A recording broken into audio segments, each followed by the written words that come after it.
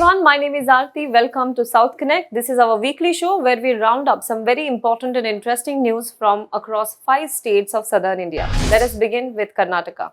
Ahead of elections in 2023, the Karnataka Chief Minister Basavaraj Bommai is facing many corruption allegations against him. Two associations representing at least 13,000 schools in Karnataka have written to Prime Minister Narendra Modi accusing the Basavaraj Bommai-led BJP government of corruption. The associated managements of primary and secondary schools and the registered unaided private schools management associations have urged Prime Minister Modi to look into the alleged bribes that are being demanded by the State Education Department to issue recognition certificates to educational institutions. Unscientific, irrational, discriminatory and non-compliance norms are applied to only unaided private schools and huge corruption is in place, the letter read. The associations claim that multiple complaints and pleas to State Education Minister B.C. Nagesh have gone unattended and demanded Nagesh's resignation. The associations also allege that government-prescribed textbooks have still not reached the schools despite the beginning of the new academic year. Not only that, the school associations have also urged Prime Minister Modi to look into the allegations and launch an investigation into the affairs of the Karnataka Education Ministry. Earlier, even Contractors Association, which is a delegation of the Karnataka State Contractors Association led by President D. Kempanna, on Wednesday met Congress leader Siddaramaiah, after which the former alleged that the government was corrupt and accused ministers and MLAs of demanding a percentage in commission, 40% to be precise. Kempanna said that associations would be writing another letter to Prime Minister Modi in this regard and that it will continue its fight demanding an independent judicial probe into the alleged corruption. However, Bommai denied these allegations. Meanwhile, former Karnataka Chief Minister B.S. Yediyurappa seems to be back in the game. Party's master strategist, as he is known, B.S. Yediyurappa met Prime Minister Narendra Modi and Party President J.P. Nadu in New Delhi on Friday. He is likely to meet Home Minister Amit Shah later after he receives an appointment. Let us move on to the next state, that is the state of Kerala. A single bench of the Kerala High Court on Wednesday stayed a controversial order of the Kozhikode Sessions Court in Civic Chandran anticipatory bail plea order. The Sessions Court, while granting anticipatory bail to 74-year-old activist Civic Chandran, held that a sexual harassment case would not prima facie stand if the victim was wearing a sexually provocative dress. The Kerala government had appealed against the lower court's order, which granted bail to Chandran, who was charged with outraging the modesty of a woman. While the Kerala High Court has stayed the lower court order, Justice Kausar said that owing to his age, Civic Chandran, who is 74, should not be arrested till the case is heard by the High Court. Considering the age of the accused, he shall not be arrested till the disposal of this, the order stated.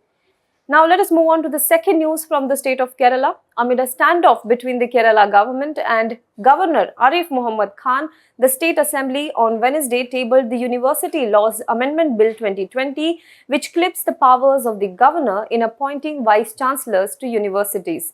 Higher Education Minister R. Bindu introduced the bill in the Assembly. Among other changes proposed in the bill, the number of members in the search committee to identify suitable vice-chancellor candidates has been increased from 3 to 5. With the amendment, the search committee will have nominees of the state government and State Higher Education Council. This will in effect end the governor's discretion in the selection process. The opposition, however, slammed the bill as anti-constitutional and against the regulations of the Universities Grants Commission. Let us move on to the state of Tamil Nadu.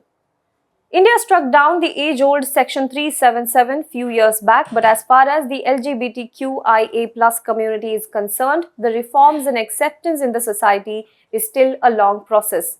This changes in way society looks at the community will not be overnight, but we can take baby steps towards it, and that too counts. Tamil Nadu government has shown the way to the country in this regard. Perhaps for the first time ever in the country, Tamil Nadu government has published a glossary of LGBTQIA+ terms in Tamil in the government gazette. The glossary has been adapted for the most part from the LGBTQIA+ glossary that was published by Queer Chennai Chronicles, The News Minute, Orinum and several queer individuals, although the Tamil Nadu government's latest version has some changes from the original one.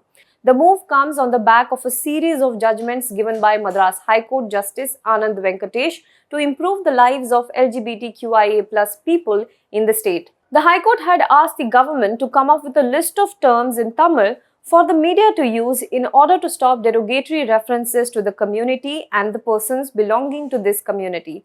LGBTQIA+ communities in the states and Tamil persons and communities across the world have welcomed the move by the Tamil Nadu government. Moving on to another news from the state, the Supreme Court this week came down hard on the DMK for some of its statements on the issue of freebies, saying that the judiciary is responsible and the wisdom does not belong to a particular party or a particular person. A bench headed by former Chief Justice N.V. Ramana during the hearing of a PIL against irrational freebies rapped DMK the moment its counsel P. Wilson, who is also DMK MP, commenced his submission. DMK leaders have been maintaining that freebies are essentially welfare measures in Tamil Nadu and the state government has the right to decide what welfare measures have to be given to the people. The DMK on August 16th had moved an impleadment motion before the Supreme Court in this regard. Let's move on to the next state, that is the state of Andhra Pradesh. The Andhra Pradesh government on Friday banned the use of vinyl banners across the state as part of the drive against plastic. Instead, cloth banners should be used to protect the environment, Chief Minister Y.S. Jagan Mohan Reddy said. The Chief Minister launched a massive beach cleaning program in Visakhapatnam in partnership with US-based non-profit Parley for the Oceans. Our endeavor is to make Andhra Pradesh plastic-free by 2027. Ban on vinyl banners is the first step in that direction, the Chief Minister said. Though expensive, he suggested the use of cloth banners. Jagan Mohan Reddy said the ban on plastic use in temple town Tirumala Tirupati was yielding good results as people shifted to the use of cloth bags. In another news, more than 22,000 volunteers lined up at 40 locations along 29 kilometers of the coastal line in Vizag on Friday for a mega beach cleanup drive. They collected 76 tons of plastic waste and trash and handed them over to the Greater Visakhapatnam Municipal Corporation for disposal. Moving on to the next news from the state, a tense situation prevailed in Andhra Pradesh's Kuppam on Thursday when an Anna canteen that was set to be inaugurated by former Chief Minister and Telugu Desam Party Supremo Chandrababu Naidu was vandalized. Naidu was visiting Kuppam, the constituency that he represents, to inaugurate the canteen when members of the ruling YSRCP allegedly attacked the TDP members and vandalized a few banners set up in front of the canteen building. Clashes between TDP and YSRCP workers had continued for the second consecutive day on Thursday in view of Naidu's visit to the constituency. Let's move on to the next state, that is the state of Telangana. This week, Hyderabad saw a tense situation over the alleged insult of Prophet Muhammad by BJP MLA T. Raja Singh in response to comedian Munawar Farooqi. T. Raja Singh had issued a video against Farooqi in which he allegedly made insulting remarks against Prophet Muhammad. Several Muslim organizations and communities protested outside various police stations demanding action. However, in some places, protests turned violent with stone pelting being reported from some quarters. To quell these protests, police also resorted to lathi charge in some areas. Police personnel detained several young men they suspected to be involved in the protest. Visuals showed police resorting to severe lathi charge on many young men, even as some of their family members denied that they were involved in the protest.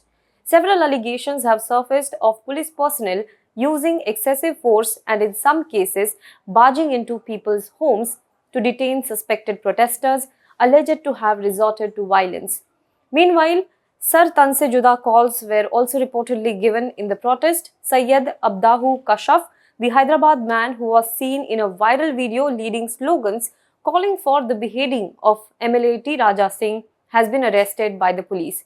T. Raja Singh has also been arrested by the police. BJP has suspended him from the party and has also issued show cause notice against him. Well, do let us know what you think about this in the comment box below. For more news and updates, you can log on to www.hwnews.in.